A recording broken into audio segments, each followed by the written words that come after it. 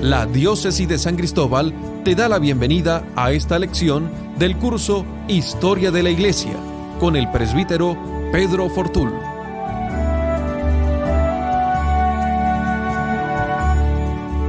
¿Te han inscrito a este curso de Historia de la Iglesia Antigua, iniciativa de la Diócesis de San Cristóbal en Venezuela, también de Monseñor Mario del Valle Moronta, que junto a la oficina de prensa del padre Joan Pacheco, los seminaristas Giancarlos Yepes y Carlos Peña están organizando como parte de la formación del pueblo de Dios también en medio de esta situación de pandemia.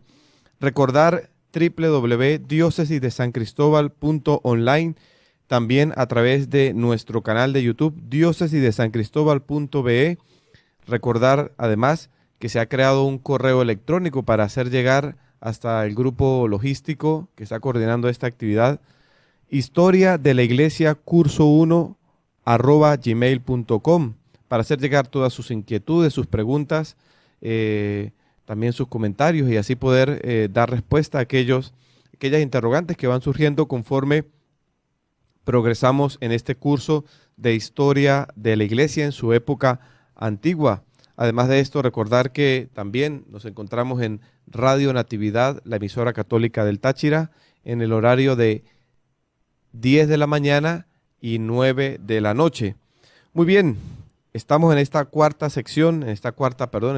lección del curso de Historia de la Iglesia. Agradecer a todas las personas que han sacado su tiempo para seguir esta iniciativa y que se han inscrito. Es de verdad muy satisfactorio saber la participación de fieles del pueblo de Dios y seguramente también el deseo de estas personas de querer formarse y querer escuchar alguna voz en torno a la historia de la Iglesia Católica, a la historia del cristianismo. Muy bien, en las lecciones pasadas, haciendo una recapitulación, la lección número 1 fueron los preliminares o la sección introductoria. En la segunda lección recordamos algunas argumentaciones para hablar del Jesús histórico, que es el mismo Cristo de la fe. La pasada lección, la tercera lección, vimos un poco la circunstancia en la que el mundo podíamos clasificarlo. Hacíamos la clasificación del mundo pagano, el mundo hebraico también, que recibe el nacimiento de Cristo y recibe también el nacimiento de la Iglesia de Cristo. Y comenzamos a ir manifestando, a hacer presente algunas características de ese ambiente hebreo, de ese ambiente judío, en el que a partir del monoteísmo y las características del pueblo de Israel que se formó con los patriarcas y que se extiende prácticamente hasta el año quinto o cuarto con el nacimiento de Cristo, se produce todo ese cumplimiento de la esperanza del Mesías, del nacimiento de aquel que había sido prometido en el Antiguo Testamento.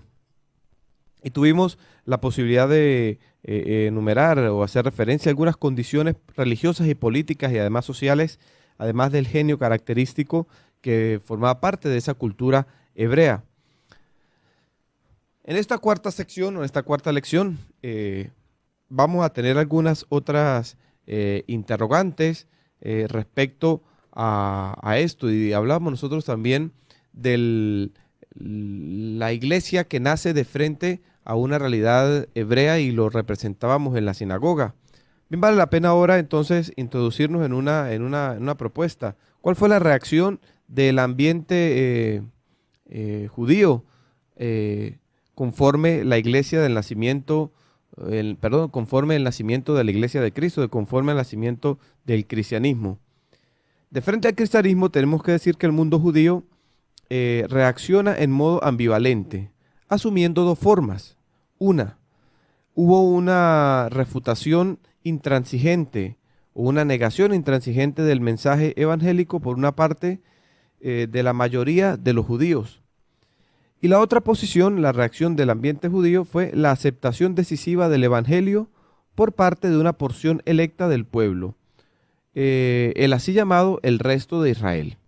Dos son entonces las actitudes con las que el ambiente judío recibe el mensaje evangélico. Uno, la de refutarlo, y el otro, la de aceptarlo. Esta división del pueblo hebreo se produce debido a la falta de sentido histórico, es decir, de no haber reconocido que Cristo había asumido el pasado y junto había iniciado una nueva era. Recordemos la dinámica de la antigua alianza, nueva alianza. Lo decimos también cuando cantamos en nuestras exposiciones, adoración al Santísimo Sacramento en las horas santas, cuando entonamos el Tantum Ergo, decimos que los antiguos ritos cedan el lugar al Nuevo Testamento, a la nueva alianza. Se reconoce esto, o se reconoce este hecho, o el hecho de que se reconociera la situación de que el Mesías es Cristo Jesús, significa para los judíos admitir que su monoteísmo era una etapa que había sido superada y que había pasado y que se había producido una actualización del designio salvífico de Dios. Podemos nosotros hablar o decir que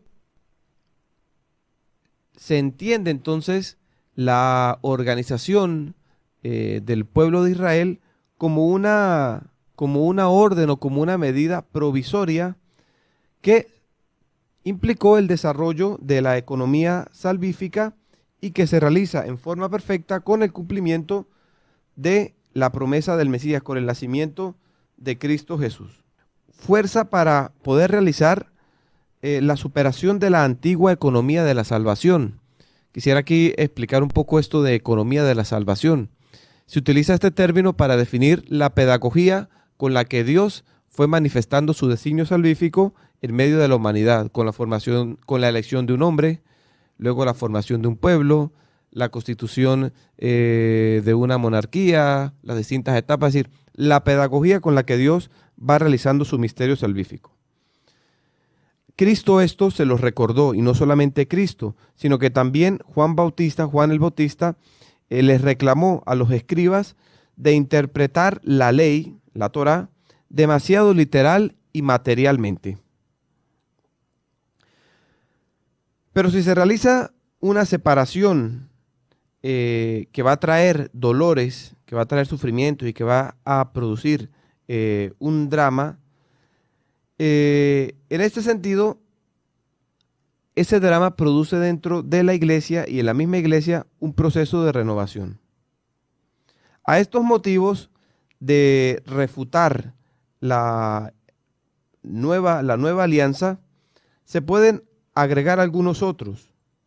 Una, la secularización psicológico-política de la promesa de Dios y el asumir en forma demasiado exterior el cumplimiento de la ley y por lo tanto la situación de incomprender a Cristo por aquellas dos actitudes que surgían en el corazón de quienes adversaban el mensaje del Evangelio, que era los celos y la envidia. El reclamo de Pedro, cuando les dice en los Hechos de los Apóstoles, ustedes han crucificado al Mesías, creó un drama psicológico en los hebreos, en los judíos, porque estos esperaban un Mesías político, un Salvador, que los liberara del dominio de los romanos. Estos no aceptaron a Cristo porque permanecía solamente o buscaban solamente, permanecían o buscaban solamente el cumplimiento de un aspecto formal de la ley del Antiguo Testamento. Además, el celo y la envidia de los hebreos nacían de un cierto complejo de inferioridad, porque Cristo superaba el monoteísmo. Nosotros tenemos que aquí además descubrir una revelación que la expectativa mesiánica que tiene el pueblo de Israel no tiene en cuenta. Para el pueblo de Israel, que es monoteísta, monoteísmo viene de dos términos griegos, el prefijo mono, que significa uno, y teos, que significa Dios, es decir, un solo Dios. Para el pueblo el pueblo de Israel, el pueblo de la antigua alianza, el pueblo judío que es monoteísta, es decir, que piensa en un único Dios, es imposible entender o es imposible llegar a pensar que ese único Dios es Trinidad de personas, que es la plenitud que la revelación cristiana nos dice.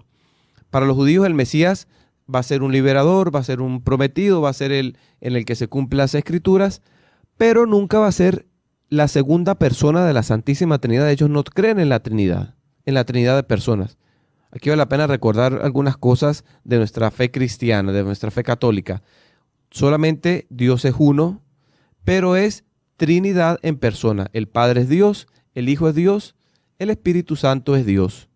Y los tres son Dios, el único y verdadero Dios. No es que suman a Dios y entonces si le quitan al Hijo va a ser menos Dios, el Padre y el Espíritu Santo. No. Es el misterio de la Santísima Trinidad que tiene su perfecta revelación en Cristo Jesús. Esto nos lo va a revelar Pedro o el Espíritu Santo a través de Pedro cuando responde a la pregunta que le hace el mismo Cristo. ¿Quién dice la gente que soy yo y quién dice ustedes? Y Pedro va a decir, yo creo que tú eres el Mesías. Es decir, en ti se cumplen las Escrituras. Tú eres aquel que esperábamos, el Cristo, el ungido.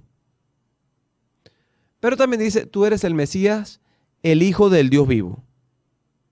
Y entonces aquí ya se nos comienza a revelar la naturaleza divina de ese Cristo Jesús, que no solamente es el enviado, sino que es el mismo Hijo de Dios. Y muchas de las parábolas que Jesús utiliza en el Evangelio nos va a recordar. Finalmente envió unos criados, los mataron, los golpearon, los sacaron. Finalmente envió a su propio Hijo, recordamos en alguna de las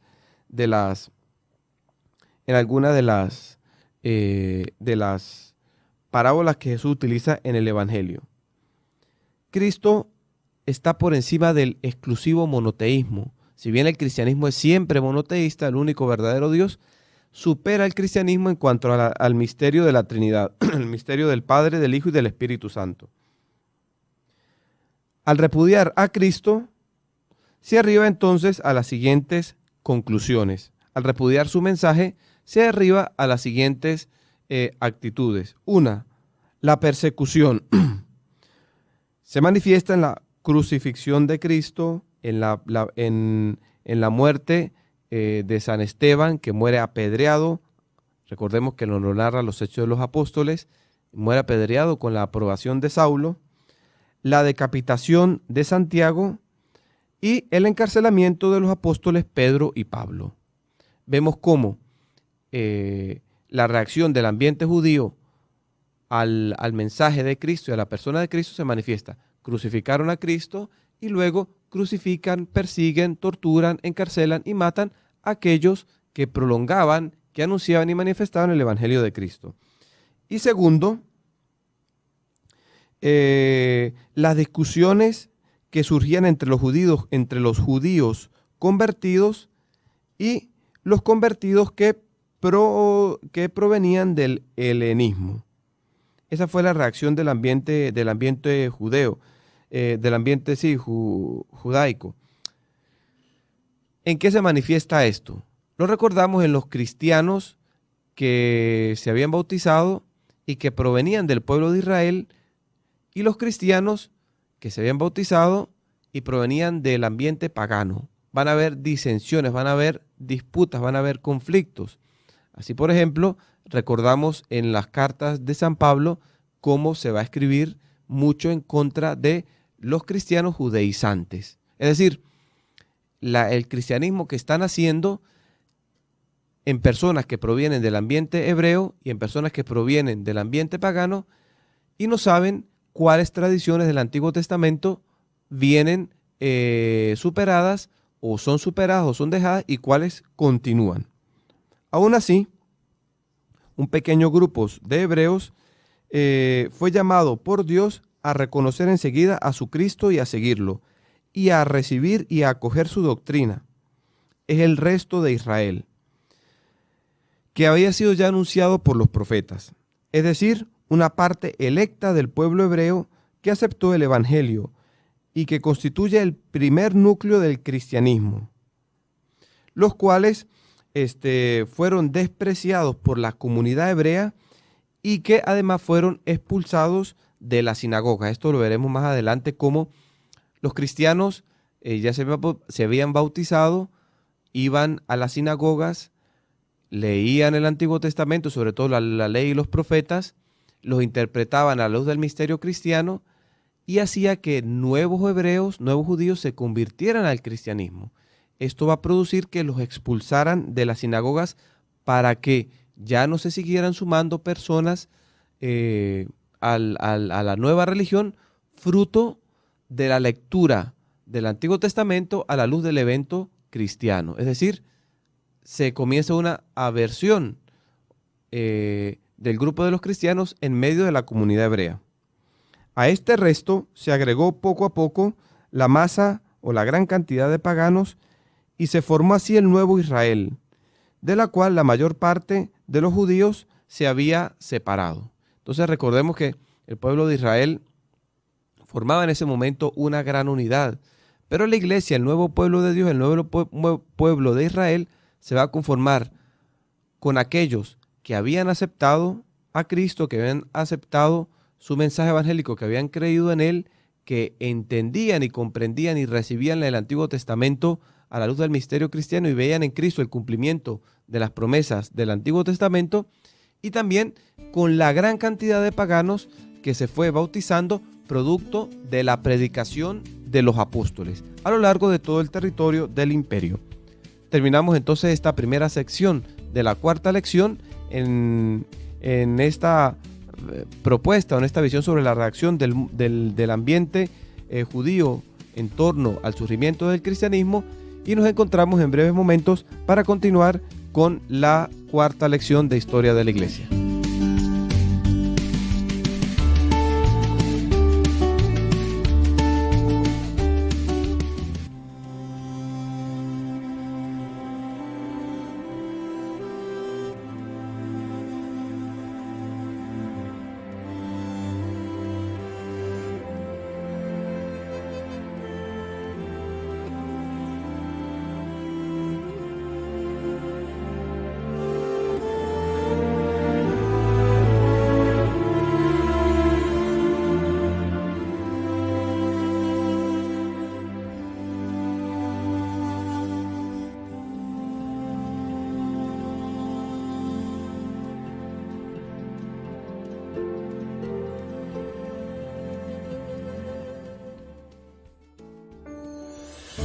Disponibles todas las lecciones del curso Historia de la Iglesia en el canal de YouTube Diócesis de San Cristóbal V.E.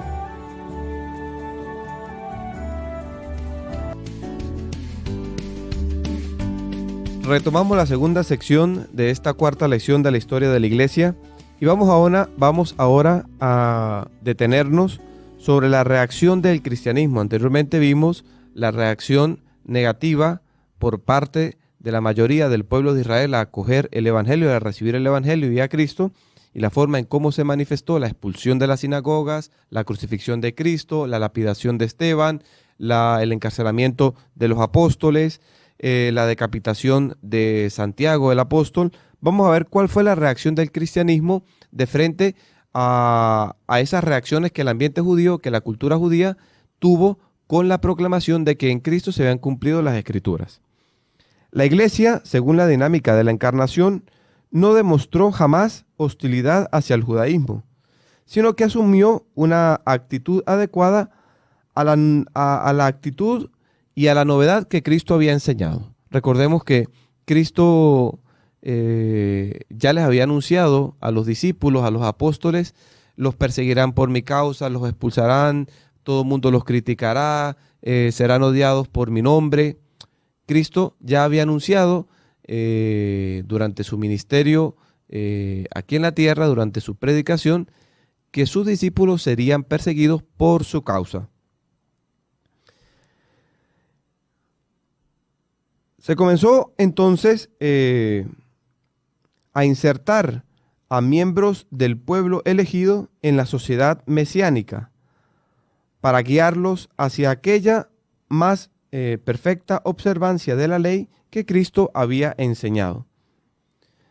tenemos que recordar aquí a personas también que tenían una gran profundidad y conocimiento de la ley. Pensemos a Nicodemo, que era un conocedor de todas las escrituras, cómo sienten en su experiencia vital una insuficiencia o insuficiente vivir como estaban viviendo hasta ese momento la ley, quizás de forma solamente literal o interpretación literal o exclusivamente formal, y cómo Cristo, que es el sentido y la razón profunda de la ley, interpreta su correcta vivencia y pueden dar el paso de la conversión o del aceptarlo como Mesías.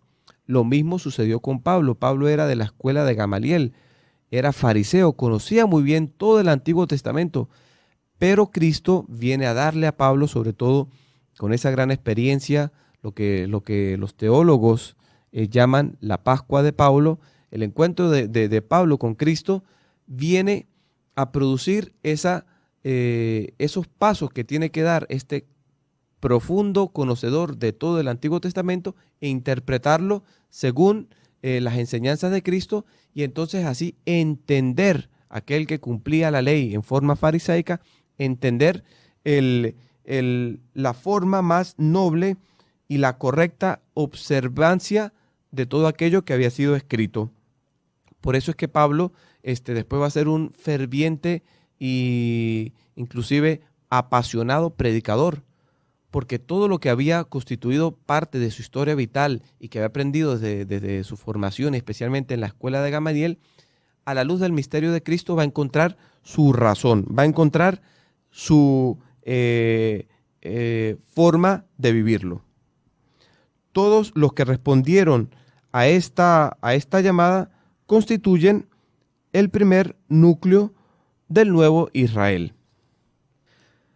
Se mostró, los cristianos mostraron una actitud respetuosa y siempre comprensiva hacia las costumbres judías, ya que tenemos que ver que el mismo Cristo cumplía, y sobre todo los apóstoles fueron testigos de que él cumplía la ley, y lo dice en el Evangelio: yo no he venido a abolir la ley ni los profetas, sino a darle su pleno cumplimiento, su plena razón. Los discípulos fueron testigos de esto, y por eso ellos no es que comienzan a romper con todas las tradiciones hebreas, judías, sino que tienen esa actitud que Cristo tuvo mientras compartió con ellos aquí en la tierra, una actitud de comprensión y una actitud siempre de respeto. Pudiéramos pensar que después de la ascensión ya más nunca los cristianos o los primeros discípulos abandonaron las prácticas que les exigía la religión. Pudiéramos pensar que no asistieron más a las sinagogas y que dijeron ya no somos judíos, sino que empezamos a ser cristianos. No fue así. Realmente es un proceso en el que ellos mismos conservan lo auténtico o la auténtica interpretación de la antigua alianza como Cristo se los había enseñado, ¿no? Además de esto, los cristianos valorizaron la antigua alianza emitiendo una respuesta a partir del contenido que Cristo les había dado, y mantuvieron ciertos elementos de carácter cultural y litúrgico que vienen del ambiente judío. Por ejemplo, ellos no fue que más nunca conservaron o destinaron un día para celebrar o un día destinado a Dios. Eso se mantuvo en la iglesia y se mantiene hoy en la iglesia. Además, mantuvieron la fiesta de la Pascua, pero a la luz de la nueva Pascua, a la luz de la Pascua de Cristo, a la luz de la Eucaristía, la celebración de Pentecostés y otras fiestas cultuales del pueblo de Israel. Además, mantuvieron elementos materiales que estaban unidos a realidades semíticas y que están presentes en los sacramentos: el uso del pan, el uso del vino, el uso de aceite, el uso de ciertos gestos, inclusive el uso de ciertas indumentarias judías que forman parte de la Pascua, de la fiesta de las tiendas, del culto en el templo, y que luego irán evolucionando y que constituyen también el inicio, inclusive, de muchos de los elementos materiales litúrgicos que utilizamos hoy en la Iglesia Católica. Por ejemplo, la estola. Y además de esto, ellos no tienen desprecio por los personajes santos del Antiguo Testamento. Se continúa a considerar a Abraham, a los patriarcas, a los profetas como hombres santos, como hombres de Dios. Es decir, hay una continuidad y una discontinuidad en la actitud que la Iglesia naciente tiene de frente al hebraísmo o a la vida de los judíos. Los cristianos utilizaron también formas de expresión propias de la mentalidad de los judíos en el escribir y en el transmitir el mensaje cristiano. Tenemos que recordar que la Iglesia no comienza a escribir inmediatamente los evangelios, sino que fundamentalmente la enseñanza de la Iglesia se transmite en forma oral a través de la predicación, y esto implica también el uso de la memoria, la memorización. Además, en el Nuevo Testamento se encuentran los tipos de lecturas o los tipos de escritura o de literatura que podemos nosotros encontrar en el Antiguo Testamento, en el Testamento hebreo. Nosotros hablamos de un género literario apocalíptico, y no es un género literario exclusivo del ámbito cristiano o del Nuevo Testamento, sino que encontramos en el Antiguo Testamento escritos escritos de género literario que posee esta característica apocalíptica. También escritura o literatura de tipo históricos, proféticos, apologísticos y demás. Y además encontramos también en el Nuevo Testamento procedimientos de redacción como las genealogías.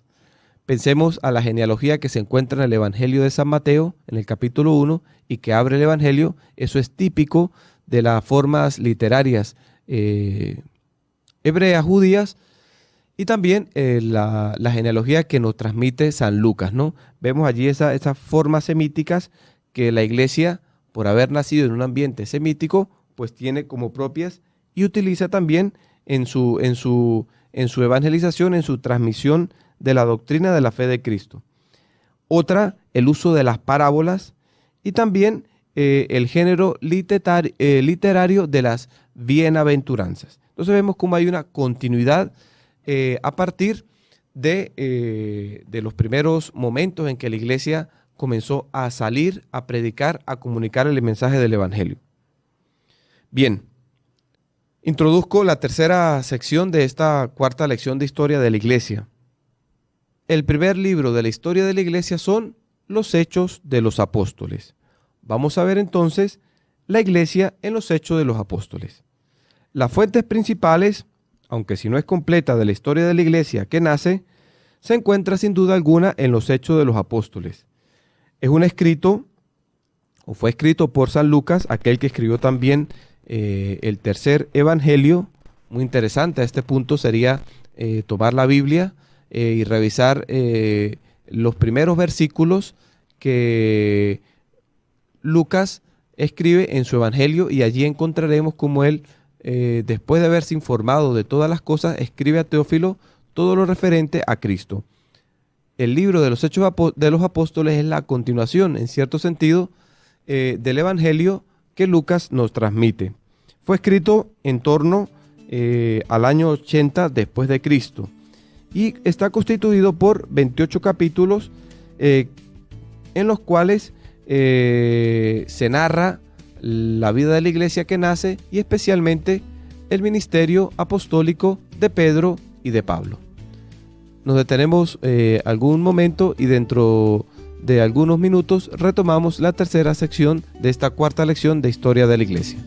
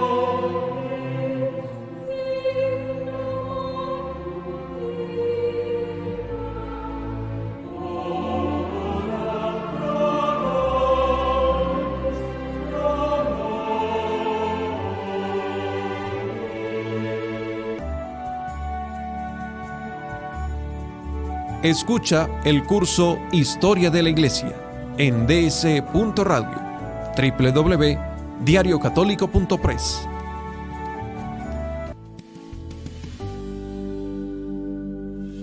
En la sección anterior de esta cuarta lección nos habíamos introducido en el libro de los Hechos de los Apóstoles como este primer libro, pudiéramos decir en sentido estricto, de la historia de la iglesia que nace.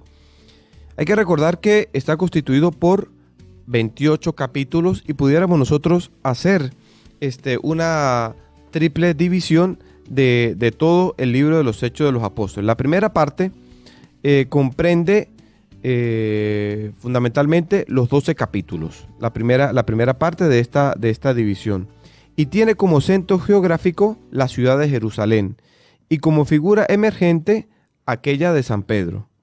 Jerusalén es el punto de arribo de la actividad de Jesús y es además el punto de partida de la actividad de la iglesia.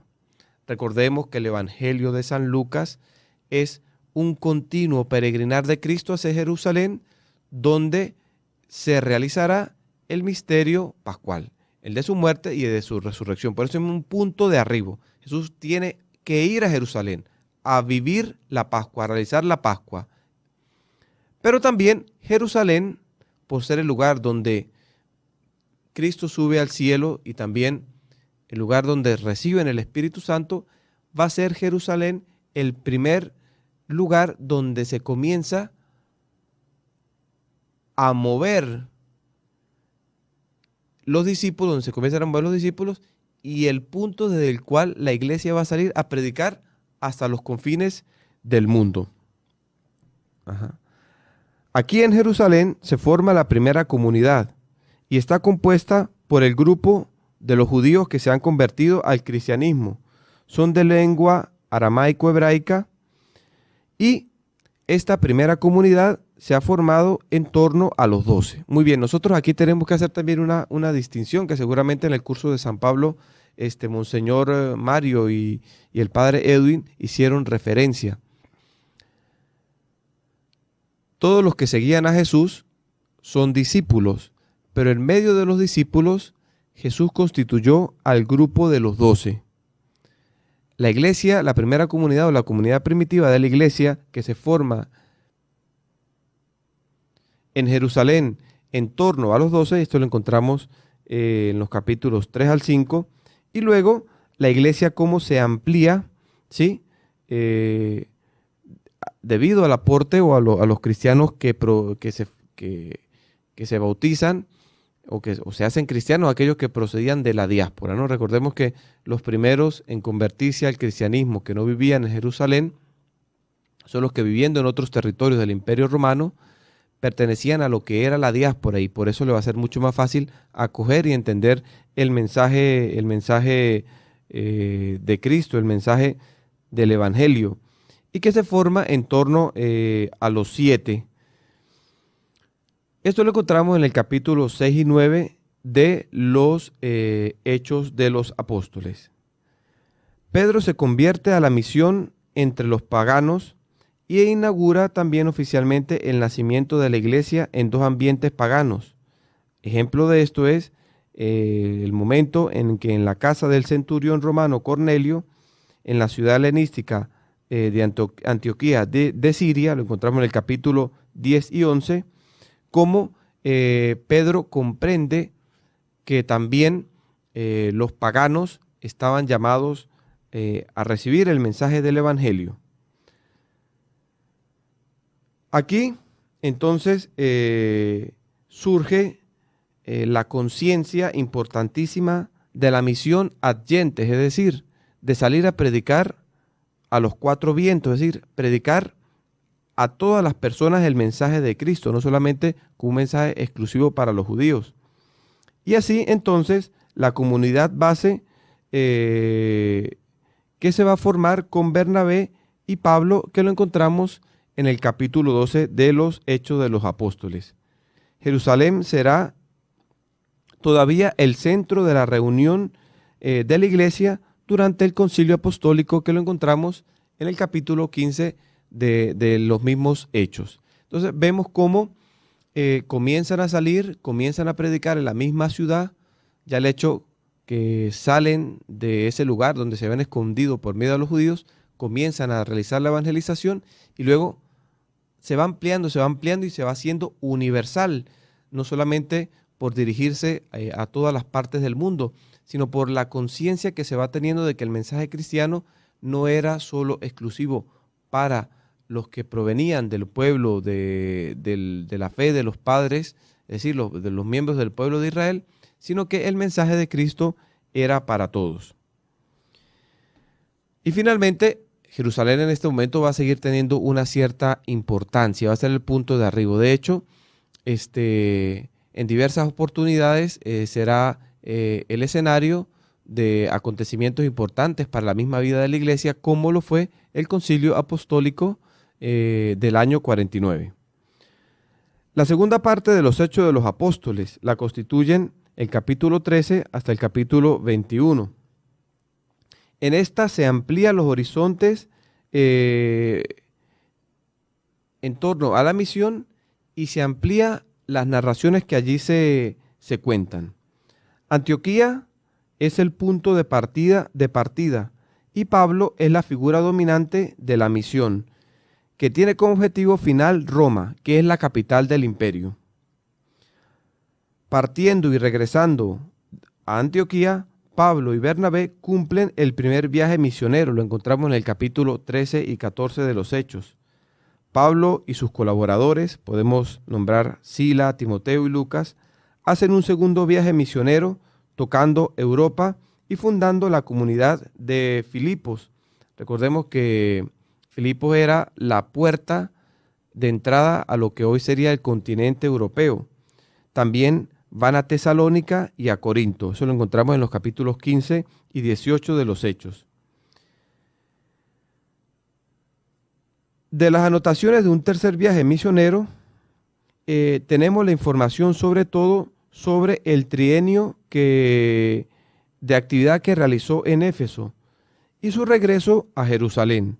Esto lo encontramos en el capítulo 18 y 21. Conviene mucho para ver toda esa actividad apostólica que se realizaba, leer también como tarea los Hechos de los Apóstoles, estos 28 capítulos, e ir viendo cómo la vida de la iglesia va creciendo, cómo la vitalidad de la iglesia cada vez es más rica y se va expandiendo. Y la tercera parte de los Hechos de los Apóstoles, que sería del capítulo 21 hasta el capítulo 28, describe la progresiva expansión geográfica, histórica y teológica del cristianismo que llega hasta Roma. Y además de esto, el encuentro entre la iglesia y las distintas potencias de este mundo, es decir, el imperio romano y el judaísmo. Vemos cómo el cristianismo le tocó que enfrentarse con estas dos realidades, el judaísmo como una potencia religiosa y el imperio romano como una potencia política y militar. La confrontación se transforma entonces en un proceso judicial, en la cual el cristianismo aparece con el traje de imputado. Vemos entonces a Pablo en cadenas. Esto es una figura histórica e emblemática de la situación a la que el cristianismo había llegado en persecución. El imperio lo acusa de ilegalidad política, porque Pablo es un instigador. Y para el judaísmo, Pablo es acusado de impiedad religiosa, ya que él es un traidor de la ley. Lucas hace de las apologías paulinas en Jerusalén y en Cesarea un esbozo de la apología del cristianismo histórico.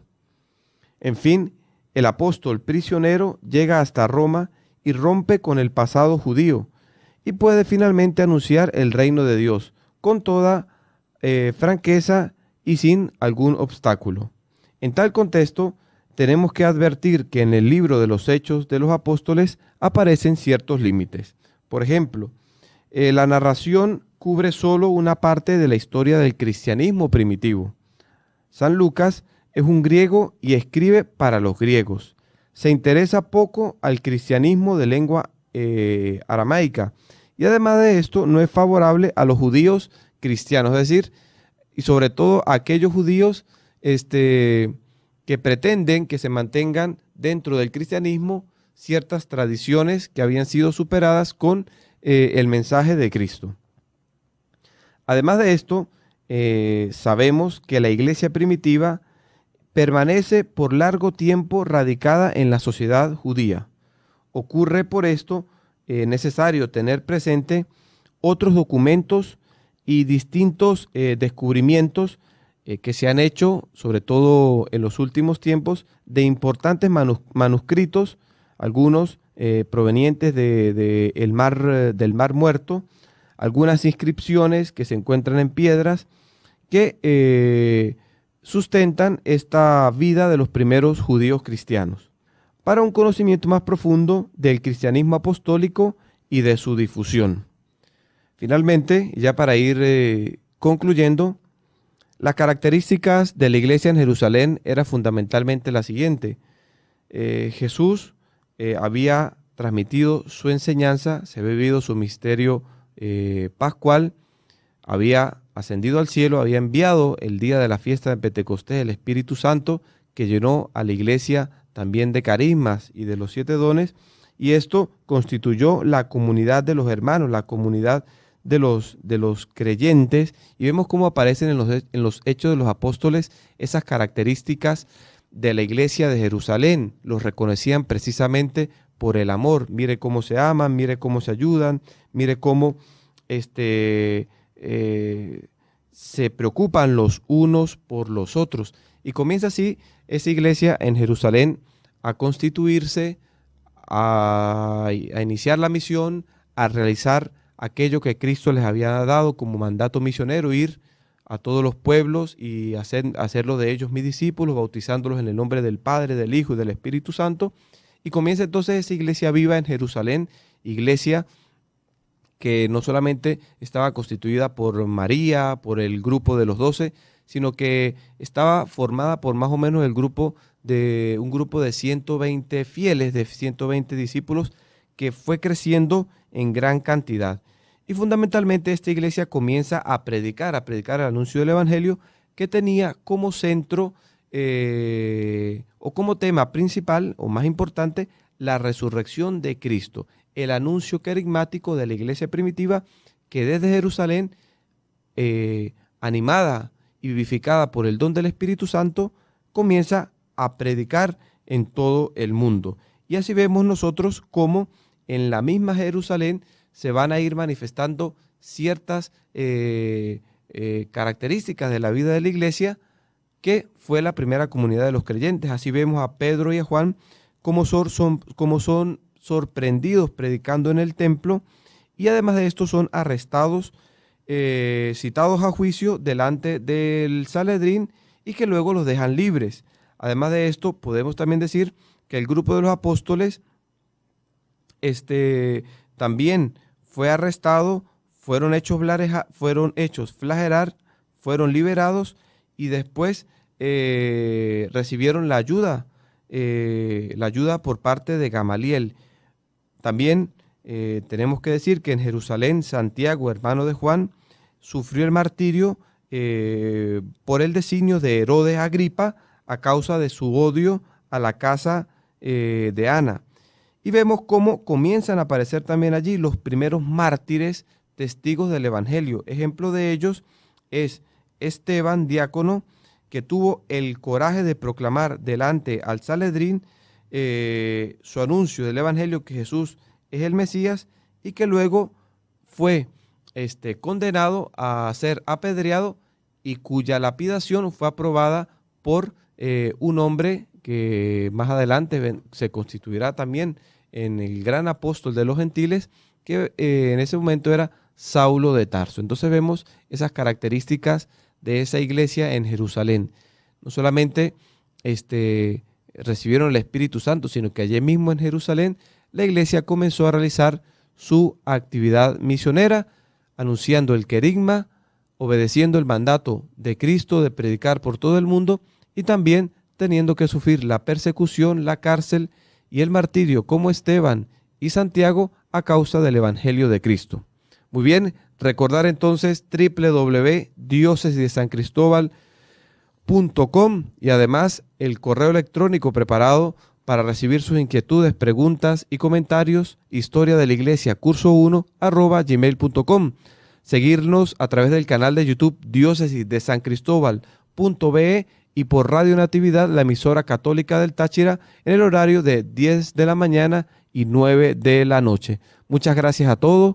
A revisar la lectura de los Hechos de los Apóstoles, tratar de comprender esa triple división de esos 28 capítulos, ver las características de la iglesia naciente en Jerusalén y la actividad de Pedro y Pablo que los Hechos de los Apóstoles, sobre todo Lucas, nos narra en este interesantísimo libro primero de la historia de la iglesia, los Hechos de los Apóstoles.